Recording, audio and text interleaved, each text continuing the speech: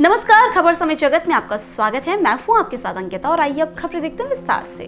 भोपाल मुख्यमंत्री शिवराज सिंह चौहान की अध्यक्षता में विधानसभा में कैबिनेट की बैठक आयोजित की गई, जिसमें कई प्रस्तावों को मंजूरी दी गई। संसदीय कार्य मंत्री नरोत्तम मिश्रा ने बताया कि कैबिनेट में किसान और छात्रों को लेकर बड़ा फैसला लिया गया है। सिवनी में सिंचाई परियोजना के लिए 29 करोड़ 37 लाख की मंजूरी दी गई है। वहीं चंदेरी में सूक्ष्म सिंचाई परियोजना के लिए 558 करोड़ और जनजातीय कार्य विभाग के 35 सीएम राइस माध्यमिक विद्यालय निर्माण के लिए मंजूरी दी गई। उन्होंने बताया कि कृषि कल्याण विभाग के तहत विकास निधि में अलग अलग मद में राशि मंजूर की गई है और नवकार कार्य परिषद गुणवत्ता मध्य प्रदेश के लिए पद में संशोधन किया गया। लोक परिसंपत्ति के बाद के तहत जूनी इंदौर की जमीन को 5 करोड़ से 40 लाख की कीमत पर देने की सहमति भी कैबिनेट में बनी। संसदीय कार्य मंत्री ने बताया कि महिदपुर बस डिपो जैन की जमीन को भी 6 करोड़ 29 लाख में देने की सहमति बनी है। जबलपुर में परिवहन विभाग की जमीन को 130 करोड़ 69 लाख की कीमत में 100% की राशि देने को स्वीकृति दी गई है। साथ ही उत्तर प्रदेश के झांसी में मध्य प्रदेश परिवहन विभाग की भूमि को देने का भी फैसला लिया गया। की बैठक आज विधानसभा के समिति कक्ष में माननीय मुख्यमंत्री शिवराज सिंह जी चौहान जी की अध्यक्षता में संपन्न हुई, जिसमें अनेक महत्वपूर्ण निर्णय लिए गए। आज का दिन किसानों को और विद्यार्थियों को समर्पित सा रहा। आज जो बिजना हर्रई माइक्रो एरिगेशन सिवनी जिले में है, जिसे बिजना पिकअप बियर के नाम से जाना जाता है, इसकी प्रशासकीय स्वीकृति भी कैबिनेट के द्वारा प्रदान की गई। 29.37 करोड़ की सहमति कैबिनेट ने दी है, जिसमें 2600 हेक्टेयर क्षेत्र में सिंचाई होगी। आज जनजातीय कार्य विभाग के द्वारा सीएम राइज योजना के अंतर्गत 45 उच्चतर माध्यमिक शाला भवनों के निर्माण हेतु कैबिनेट ने सहमति दी है। मैं यहां यह कहना भी प्रासंगिक समझता हूं कि ये 95 है, आज सहमति 35 की दी गई है। 35 कृषि कल्याण विभाग के द्वारा जो विश्वविद्यालयों की आवश्यकता अनुसार डीपीआर बनती थी, अधोसंरचना कार्य जो किसानों के लिए खर्च होता था पैसा, उसकी भी आज सहमति अलग अलग मदों में अलग अलग संख्या से दी गई है, जो 75 करोड़ रुपए के आसपास है। इससे अब जहां आवश्यकता होगी वहां पर यह राशि खर्च की जा सकती है।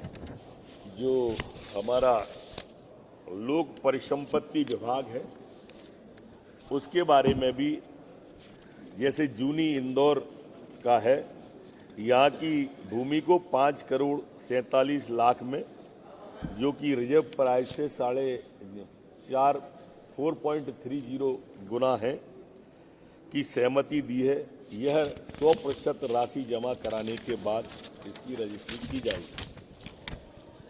इसी तरह से महिदपुर बस डिपो उज्जैन, इसकी भूमि को भी आज 6 करोड़ 29 लाख में की सहमति दी गई है, जो कि जो लागत थी, जो तय की थी राशि, उससे 1.01 गुना अधिक है।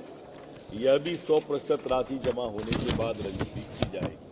चंदेरी जो अशोकनगर जिले में है, वहां पर सूक्ष्म सिंचाई परियोजना की पुनरीक्षित प्रशासकीय स्वीकृति आज कैबिनेट के द्वारा दी गई है।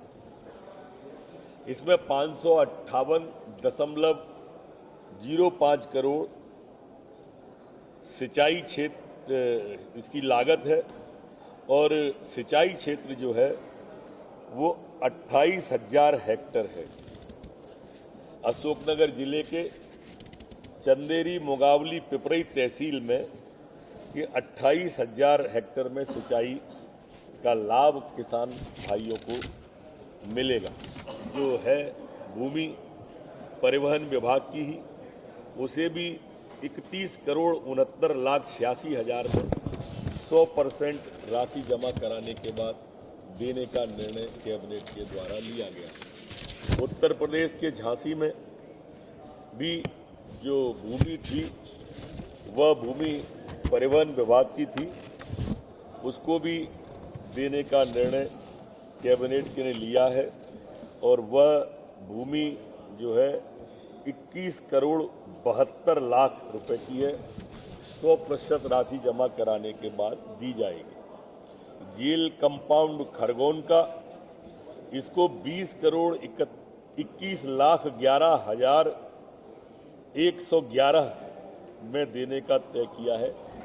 ये भी 100% राशि जमा करके दी जाएगी।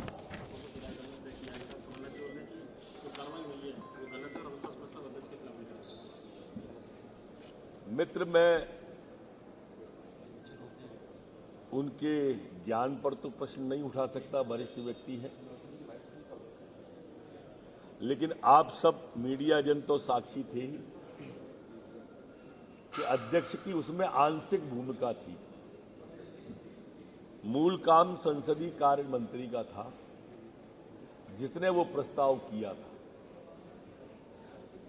और सदन ने मतदान के बाद उन्हें निलंबित किया था। अध्यक्ष ने निलंबित नहीं किया, अध्यक्ष ने तो उन्हें खेद व्यक्त करने का कहा था, लेकिन मैं उनके ज्ञान पर प्रश्न चिन्ह नहीं लगा रहा कि वो क्यों ऐसा कर रहे हैं, अध्यक्ष के खिलाफ अविश्वास ला रहे हैं। लाना तो कायदे से संसदीय कार्य मंत्री के खिलाफ था। देखिए अब क्या बचा है उन पर जासूसी को। मोदी जी की जीत, भारतीय जनता पार्टी की जीत जिस तरह से पूर्वोत्तर में हुई है और कांग्रेस का जैसा सुपड़ा साफ हुआ है। एक बार माननीय अमित शाह जी ने कहा था ना कि दूरबीन से ढूंढते रह जाओगे, कमोबेश उसी दिशा में बढ़ रही है। माननीय मोदी जी ने बताया है कि भारत की एकता कैसे होती है। भारत जोड़ो का नाटक और उसके आ रहे परिणाम आप त्रिपुरा में और पूर्वोत्तर के राज्यों में देख सकते हैं। साथ और अलग होने का सवाल नहीं है, सवाल सदन की परंपराओं का है और सदन की मर्यादाओं का है। सदन की परंपरा कोई तोड़े, मर्यादा कोई तोड़े और उनके साथ जो भी खड़े होंगे उनको विचार करना चाहिए कि उनको भी जो ताकत मिल रही है वो सदन से मिल रही है और इस सदन का साथ में अमर्यादित आचरण जिनने भी किया है, इतिहास साक्षी है, वो लौट कर नहीं आए कभी। मेरी बात को अन्यथा न लेते हुए इतिहास देखना चाहिए। खबर समय जगत के लिए संवाददाता आदित्य सराठे की report. For latest news, subscribe to our channel and press the bell icon.